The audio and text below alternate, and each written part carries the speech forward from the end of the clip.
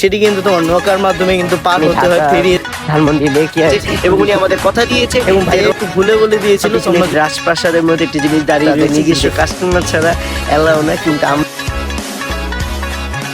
আসসালামু আলাইকুম বন্ধুরা, কেমন আছো তোমরা কিন্তু এখন 100 নম্বর ব্লগে আছো। যেহেতু গত ব্লগটা একটু বেশি বড় হয়ে গেছিলো, এই ব্লগটার সঙ্গে মিলেলেও প্রায় 30-35 মিনিটের হয়ে যাচ্ছিল, তাই অনেক বড় হয়ে যাচ্ছিল আমার কাছে মনে হচ্ছিল, যার কারণে এই দুইটা ভিডিও দুই পার্টে করলাম। যেমন তোমরা এর আগের ব্লগে একটু শুনতে পেরেছিলা, এর আগে তোমরা দেখতে পেরেছিলাম আমরা স্বপ্ন ছায়া রেস্টুরেন্টে চলে গিয়েছিলাম। এরপরে কিন্তু আমরা কোথায় চলে যাই সেটা দেখতে হলে কিন্তু এই ব্লগটা দেখা লাগবে। চলো দেখে নাও, তোমরা আবার শুরু করে ফেলো। আল্লাহ হাফেজ, যাও। সো যেমনটা দেখতে পারলাম স্বপ্ন ছায়া রেস্টুরেন্টে কিন্তু রিভিউ দেওয়া শেষ করে ফেললাম, এবং আজকে ভাবছি একটু যে নবীনগর এই জায়গায় কী কী জায়গা আছে একটু তোমাদের কাছে রিভিউ করবো।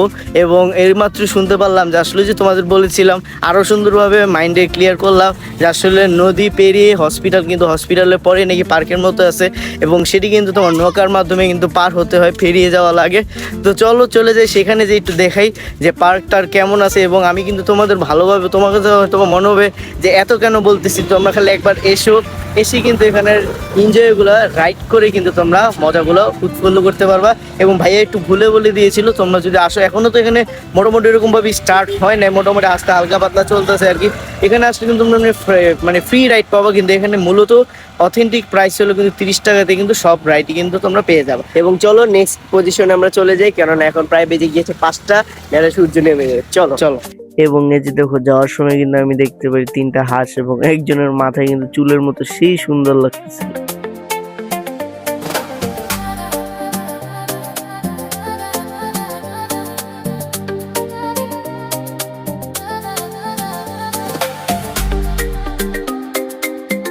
তো যেমনটা দেখতে পাচ্ছ চলে এসেছি কিন্তু আমরা নদীর এখানে, এবং সামনে কিন্তু তোমার ফেরি ঘাট, মানে লঞ্চের ঘাট আর কি। এখানে ফেরি ছাড়ে এপার থেকে ওই পার হওয়ার জন্য। তো চলো আমরা ফেরির মাধ্যমে আমরা ওই পারে চলে যাবো, এবং দেখবো আসলে জায়গার পরিবেশটা কেমন, ওই জায়গা যাওয়ার মতো নাকি। ইয়েস, চলো।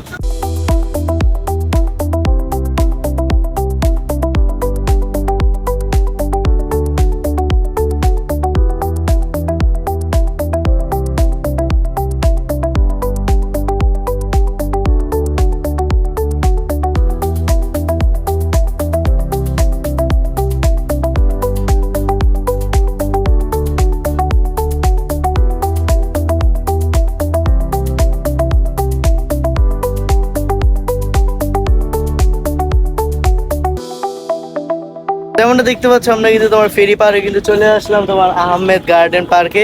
তো চলো ঢুকে যাই। এবং এখন পর্যন্ত যা ইনফরমেশন পেলাম, পার পার্সন নাকি এন্ট্রি ফি হলো 20 টাকা। ভিতরে থেকে যে যাই করুক 20 টাকায় লাগবে, এবং আলাদা তোমার আছে, তোমার রাইডস ফি আছে। রাইডস যদি না তাহলে 20 টাকা দিয়ে তোমরা পুরো ঘুরে ফিরে করতে পারবা। তো চলো আগে ঢুকি, এন্ট্রি দিয়ে দেখি কি ভিতরে আছে।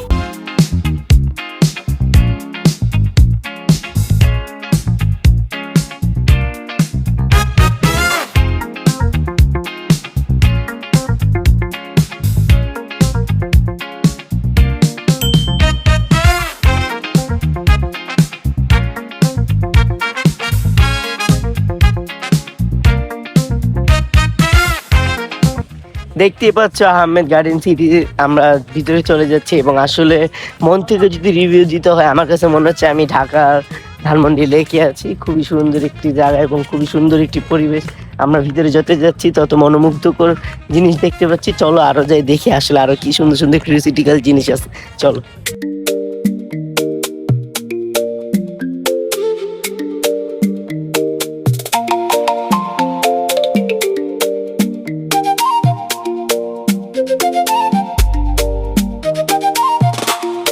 সো যেমনটা দেখতে পাচ্ছ আহমেদ ক্যাফেতে কিন্তু আমরা ঢুকে গেলাম। ঢুকে যাওয়ার পর কিন্তু দেখতেই পাচ্ছ এখানে কত সুন্দর ডেকোরেশন করা, এবং আমার পিছনে কিন্তু তোমার খাবার দাবারের কিন্তু খুবই সুন্দর ওয়েল ডেকোরেটেড একটা জায়গা আছে। এবং এই জায়গাটাও কিন্তু প্রাকৃতিক ঘন একটা পরিবেশ।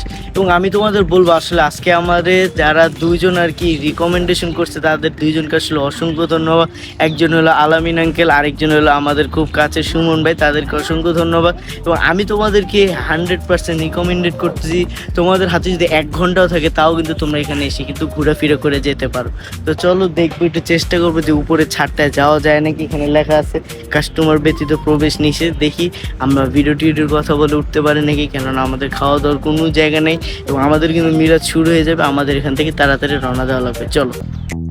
এবং এই যে এখান থেকে কিন্তু আমরা চিন্তা করতেছিলাম কিভাবে কথা বলা যায়, কিভাবে কথা বলবো, যে কিভাবে, তাই এত সুন্দর কিছু হচ্ছে আমরা আগাতে পারলাম না। আগে থেকে মানে সামনে একটু জায়গা ছিল সুন্দর, সেই জায়গাটা আগে একটু কভার করে আসি, এরপরে যে ভাইয়ের সাথে কথা বলবো, পরে আমরা ভাইয়ের সঙ্গে কথাই বলে এই কথা। দেখতেই পাচ্ছ আমার পিছনে একটি রাজপ্রাসাদের মধ্যে একটি জিনিস দাঁড়িয়ে রয়েছে, কিন্তু এটা কিন্তু রাজপ্রাসাদ না, এটি নবীনগরের বুকে, নবীনগরের এই মহাসমুদ্রের বুকে, নদীর বুকের তীরে অবস্থান করছে এত বড় একটি রাজপ্রাসাদ, যে রাজপ্রাসাদটি আমাদের আহমেদ সাহেব বানিয়েছে তার নামে একটি হাসপাতাল। এবং এই এলাকায় ফার্স্ট এত বড় হাইফাই একটা হাসপাতাল, যেটা আসলে সবাই দেখে বলেছিল আসলে সে যদি বানিয়েও ফেলে কিভাবে আসা যাওয়া করবে, এবং সে এত সুন্দরভাবে ম্যানেজমেন্ট করেছে, আসলে সবাই মনোমুগ্ধকর হয়ে গিয়েছে। আলাদা একটা সে কি বলা যায় ফেরি বানিয়ে ফেলছে, ফেরি ঘাট বানিয়ে ফেলছে, টার্মিনাল 1 টার্মিনাল 2, মানে খুবই সুন্দর ম্যানেজমেন্ট। এবং পিছনে দেখতেই পাচ্ছ এত হাইফাই হাসপাতাল আসলে বাংলাদেশের মধ্যে খুব কম আছে, বলতে গেলে আছে হচ্ছে গুলশানে, ধানমন্ডি, তুই যে মানে বড় বড় পপুলার, তারপর গ্রিন হাউস, এগুলা এরকম খুবই কম আছে। পরে যে নবীনগরে আরেকটি হয়েছে এবং এটি হচ্ছে প্রথম। খুবই সুন্দর, তোমরা দেখো দৃশ্যগুলো।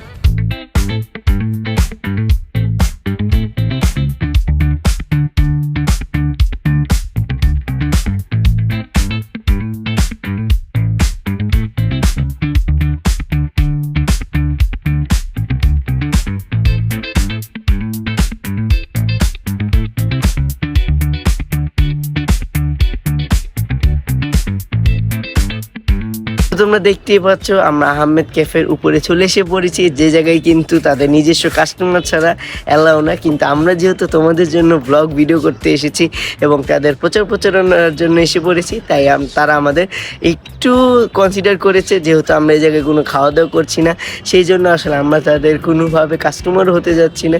কিন্তু তাদের সাথে আমরা কথা বলার পরে তারা আমাদের খুবই সুন্দরভাবে নম্র ভদ্রভাবে বলে জি স্যার আপনারা পারবেন, এবং আসলে এটাতে আমরা দুই ভাই অনেক খুশি হয়ে গেলাম।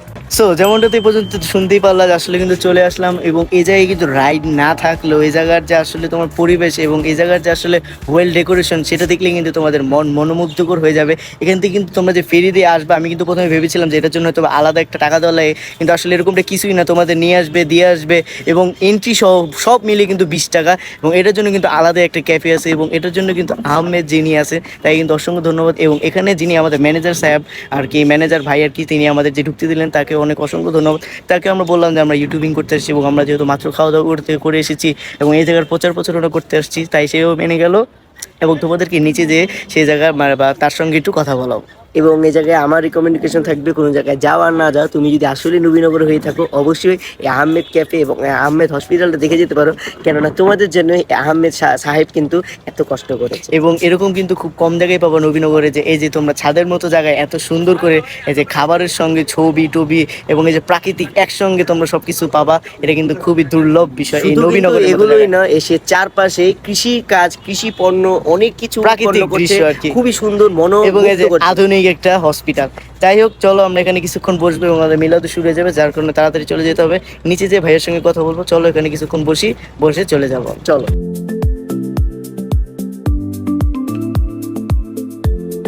সো গাইস, তোমরা দেখতেই পাচ্ছ আমরা ছাদ থেকে নেমে গিয়েছি মেন রেস্টুরেন্টে, যেদিকে মানুষ এসে খাওয়া দাওয়া করতে পারবে।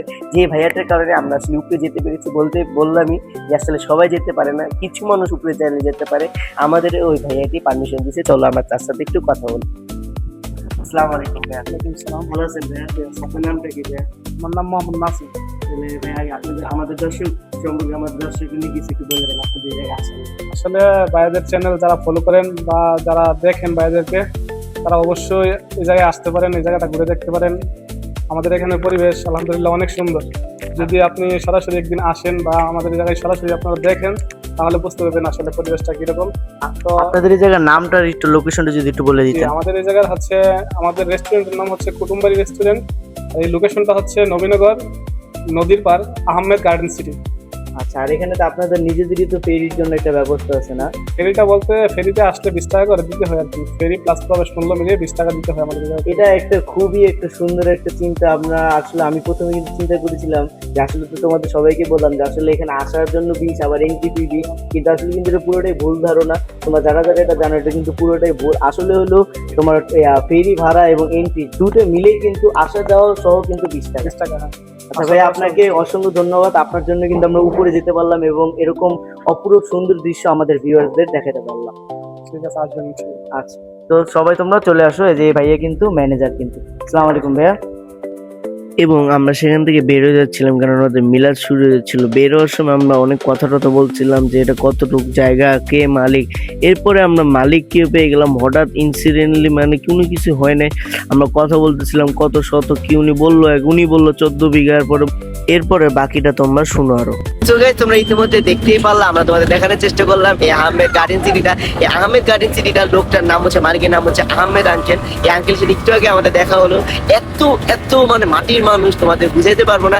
এবং বড় কথা হচ্ছে এই জায়গাটা 14 বিঘা জায়গা বললো উনারা, কিন্তু এই পুরোটা জায়গার মালিক উনি হলো, ভিতরে যে ম্যানেজমেন্ট উনি অন্যজনে ভাড়া দিয়ে রেখেছে। এবং উনি আমাদের কথা দিয়েছে যে রোজা রমজান মাসে আমাদের আবার আসতে, উনার এই জায়গা আরো অনেক অনেক সুন্দর উন্নত করবে। আমার একটা তোমাদের অনুরোধ থাকবে, অবশ্যই তোমরা এই জায়গাটা একবার হলেও আসবে। এবং তোমরা তো দেখতেই পারলা যে আমি এবং মৃদুল আমরা দুজনই বলেছিলাম যে আঙ্কেল একটু কথা বলি, কিন্তু উনি বললো যে না বাবা আমি ফেস হবো না, কেননা উনি আসলে চায় না। দেখতেই পারলাম মৃদুল আর আমরা দুজনই বলেছিলাম যে আসলে আঙ্কেল একটু কথা বলি আমরা, কিন্তু উনি এতটাই হাম্বল যে উনি আসলে ক্যামেরার সামনে আসতে চায় না। আসলে আনফরচুনেটলি আমরা আসলে বুঝতেছিলাম আহমেদ এটা কার নাম। আমরা বুঝতে আমরা উনারা জিজ্ঞেস করলাম যে আসলে আহমেদের কি যে মালিক কার নাম, সে বলে যে হ্যাঁ। তো পাশ দিয়ে বলে এই উনি হচ্ছে আহমেদ সাহেব। আমরা দুজনই টাস্কি খেয়ে গেলাম। আসলে বুঝার কোনো কায়দা নেই। আমাদের সাথে আমার বড় ভাই ছিল, আমার বড় ভাই সহ মানে একটা থাকে না আকস্মিক একটা আসলে উনি মালিক, ওনার গেটআপ, ওনার স্যুট, ওনার কথা বলা, ওনার কথাও কিন্তু আঞ্চলিক ভাষা এবং খুবই নাইস ম্যান একটা, খুবই ইমন। এবং উনি আমাদের দুজনকে কথা দিয়েছেন এবং আমাদের থেকে কথা নিয়েছেন যে রোজা রমজান মাসে আসতে, এসে তাদের এই জায়গায় আরো সুন্দরভাবে ভিডিও করতে। ইনশাল্লাহ যদি আমাদের ভাগ্যে লেখা থাকে, সময় হয়, আমরা আবার সুন্দর মতো এই জায়গায় আসবো। চলো এখন তাড়াতাড়ি মাজারে চলে যাই এবং এই জায়গায় সব